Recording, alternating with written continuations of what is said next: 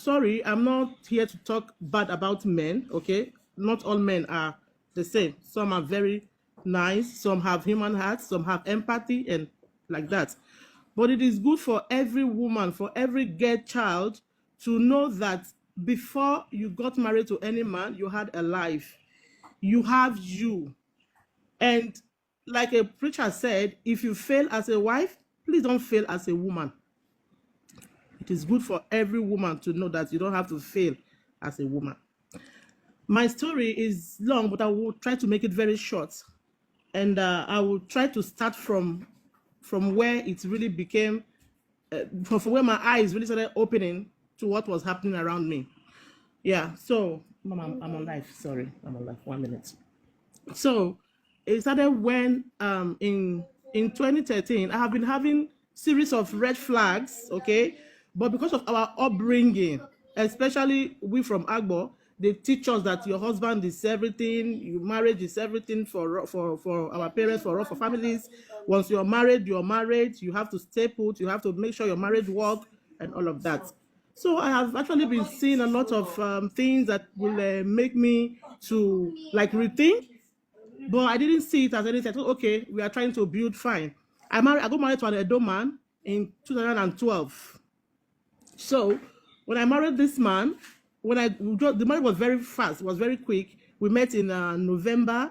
In February, we were already doing things for marriage. And ending of February, we got married because we were both Christians. We didn't want to start dating and all of that. All those don't date, don't do that before you marry, you know. So he was a Mountain of Fire deliverance pastor. He was working in Mountain of Fire then now owned his own ministry and all of that.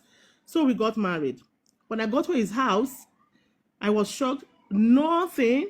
We were living in a one room on a 12 rooms, 6 this way, 6 this way. We were living in one of the rooms. We shared kitchen, we shared toilets. So that was how we started our life. And then when immediately I got pregnant. After I married, I had my first child, my son.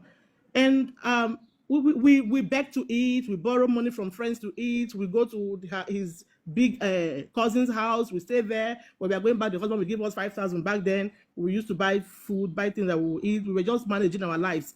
In fact, people in that environment, they used to laugh at me. If this is what marriage is, there's no need. You know, they used to say, pastor, blah, blah, blah. You know, I went through a lot of mockery.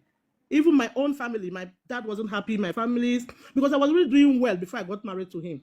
So my business actually had an issue then. I was working with a dealer who says MTN, Glo, Airtel. I was a sales rep under him.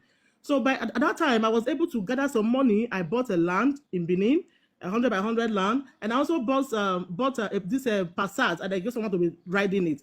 Even when I got married to him, it was from the money they gave me from that Passat that we were able to pay for the drinks we used for our wedding. So that was how we started.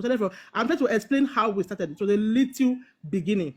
My wedding, the clothes I wear for my wedding, the shoe I wear for my wedding, and the bag I bought it 700 naira then, 2012. And the clothes I wore with him, we bought it 4,000 naira. That was how low I went to start a life with this man. Because when I was praying for my marriage, I said, God, I want a man that I will build with. Let's till our forest together, till our land together. And then, so we got married. And when I got to the marriage, it was really hard. I saw that things was not moving well. We have no money, cannot pay rent, we beg. I sold part of my land that I bought. I split into 2. I sold one part. I gave this guy money to come to Doha. So he came to Doha, and I stayed in Nigeria for like 4 years with my child, praying. I go to different churches to pray for his way to open for, you know. So finally, he brought me to Doha. Then when I came to Doha, I came to Doha first on a visit in 2016. I got pregnant. Because I was on visit, I couldn't stay to have the child there. I had to go home because I had to stay only 6 months. So I came back to Nigeria and I lost the baby. I lost the baby at birth, 9 months. The baby died in my womb. So they did CS in Abuja hospital. They brought out the baby. She was a baby girl. She was very big, plumpy, and I don't know what happened. So they took her for burial. And I was in Chika then. Chika winners people, they helped me with my brother to bury the child that was still in the hospital. And when I came back home, it was really traumatizing for me. So he applied again for another visit visa, and I came. At this time, when I came back, I just stayed 1 week at home. I got a job in a Canadian school. So I was almost losing the job because they didn't know I was on visits. I was meant to come and cover somebody who left. So I was a teacher assistant. So when it's I don't have paper to stay, they wanted to stop me. So we now went around. There was a car he was using there. We went around, we sold, and we now applied for my permanent residence with my son's own, and I got it. That was how I worked there for 3 years. But these 3 years I worked in that Canadian school, my salary is the one who I work. I'm in school. I receive a lot. My ATM is with him. I thought, okay, we are bidding together, because after a while, after I worked there for like 1 year, he lost his job. So for like 4 years, I was the one carrying the family, and I got pregnant for my second child. Then my son was already 7 years. So I was the one thinking, I didn't really mind. So because I thought we are bidding together, so why wouldn't I support, you know? I raised money. We got a car that we were using to take me to school and back, and my son. Fast forward to 2019, when I had my daughter. So I said he was not working. He was using Uber. The Uber was not bringing any thing, and he had a loan. So I said, okay, let's open a company. Try. So we started working very hard with because at my school, if June like this, they will pay you June, July, August together. So I brought out money. We opened a company with him too. We opened a construction, cleaning, and hospitality company here. We didn't open the company hoping that we have any money anywhere, mind you. There was nothing anywhere. We opened this company, we started working. From the little money I was working in my school, I would bring money, we would buy material for workers to go to sites, we would buy helmets, I supported this man with my life. It got to a point that I will even go. I had to start looking for a job myself for us. I got a job with the biggest estate in this country. I got a job with them, a contract with them to be cleaning their estates. If somebody move out, we will clean before someone else will move in. I got this contract. I took Kenyan girls, Nepali girls, we go to clean. We will clean, and I will raise invoice. But I don't get 1 naira because the money goes to the company account. He's the one who's running the company account. My name is not in the company. You know, I'm just his wife. That was where I didn't think I wasn't smart enough. So I thought maybe because of the way we have lived, you know, a man whom you have lived, you've trusted, you wouldn't think anything like that will come up in the future. I will raise invoice. Sometimes I will raise 17,000 reals. And mind you, these years that are cleaning for me, I will have to, when we take the bookings, if the booking is a lot, I don't say because I'm the madam, I will take my own room, take my own flat, sorry. I will share the flats, I will take my own flat, so that they will do 3 flats, each 4 flats, I will do one, because I will be slow, I'm not really that good, but so, and I will also supervise their own work. I will leave them at some point, rush home, bath, I will go tutor children at home. Because this country, they need people who tutor their children English, but they speak Arabic here. I will go to their to home to go tutor their children. So I was doing that, and that money from my tutor is what I will now use to pay my girls. Because if the invoice we submit doesn't come early, maybe we'll do 2 months to pay 1 month. So I'll pay and even if that money comes, he wouldn't give me back my money that I have used to pay. He would just take everything. If I ask, what is wrong with you? I'm not buying food in the house. Are you know how much I'm spending? I want peace to reign. I would forget about it. There was a job I did. They didn't pay us for long. They paid 3 months together. It was a very big money. Then he gave me, that was the only one time he gave me 6,000 riyal. I used to pay salary to staff, and he gave me 4,000. He gave me that money. After 2 days, he came back and said, there's a project he's doing. He need that money for 10,000 riyal. He need that money. If he didn't pay the staff now, they will stop the project. I still gave him the money. So that when he finished that project, at least he will pay me back. At least it's a family thing. It's a plus for the family. Till tomorrow, he never did. Fast forward to 2023. Okay? And before then, during FIFA 2022, he begged me that I should give him my check for us to take a house. I said no. Before the FIFA, the house we were living, the landlord was disturbing us. He wants to use the place to host guests. We should leave. He was always disturbing. I said, come. And he was looking for another 2-bedroom. I said, what are you doing with 2-bedroom in this country? I said, if we are living in this country now, all the property you have in this house, you will not take them. We only have 40 kg to leave this country with.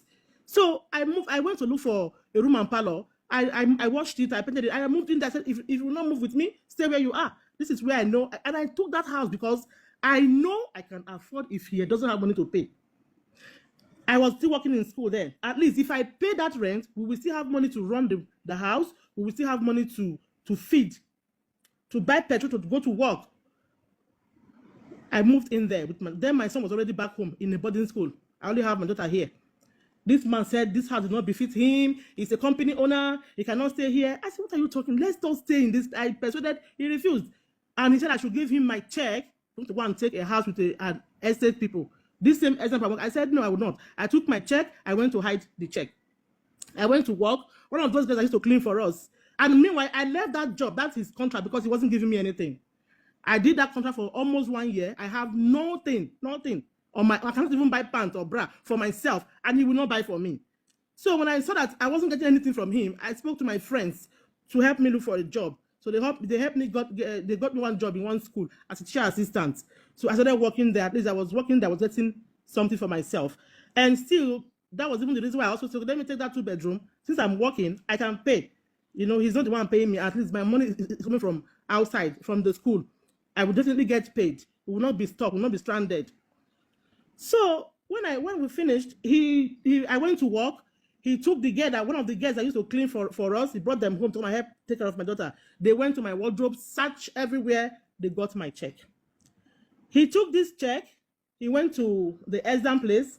He filled it up and he called me. He did a fake job contract for me. When I saw that, I was shocked. He wants us to take this house. Don't worry. He will pay the money one time. Once he just get money from this little job he did with the FIFA people that gave him contract, he will just pay the money one time, and we will leave there. I will not have issue with my check. I said, please, our son is in Nigeria. If there's any emergency, how can I go? If you take this check and they block me, you did not pay. I know him. You did not pay. You, the one you have not paid your own checks, your company checks. You have blocks. You have travel ban. You also want to put me in the same condition. Please, I don't want. He died, he called his friend, blah, blah, blah, blah.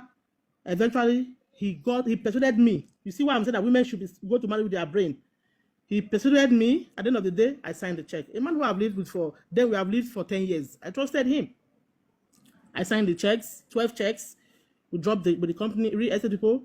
They packed in. Before I came back from school, they've already packed. Mind you, before then, I already had high blood pressure and diabetes because of stress from this man. He will do business outside with people. He will not close it. They will be calling me. They will be dragging me. I'm always in and out of the hospital. So, but it wasn't that worst as 2013. It was from 2013 that I became hospital. Hospital was my second home.